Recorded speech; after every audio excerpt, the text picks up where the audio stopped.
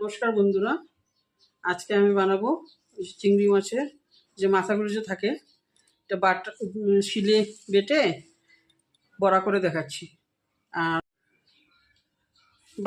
মাথাগুলো ধোয়া হয়ে গেছে, এখন বাটে দেখাচ্ছি। এই দেখুন শিলনোড়ার মধ্যে আমি মাথাগুলো বেটে নিচ্ছি, তারপর দেখাচ্ছি। এই দেখুন এই যে মাথাটা বেটে রেখেছিলাম, যে চিংড়ি মাছের মাথাটা, এটার মধ্যে দিয়েছি পেঁয়াজ কুচি আর নুন, হলুদ, চালের গুঁড়ি 2 চামচ আর বেসন 2 চামচ দিয়ে ভালো মেখে এখন বড়াটা করে দেখাচ্ছি।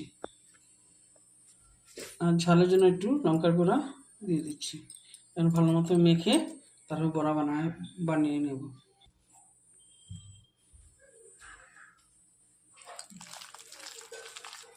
গরম হয়ে গেছে, বড়াগুলো ছেড়ে দিচ্ছি।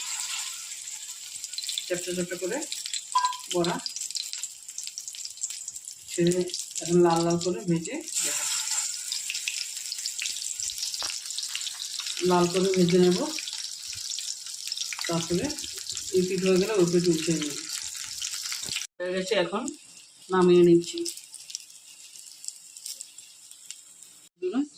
যদি ভালো লাগে অবশ্যই বাড়িতে একবার ট্রাই করবেন, লাইক করবেন, শেয়ার করবেন, কমেন্ট করবেন, সাবস্ক্রাইব করবেন। Thank you.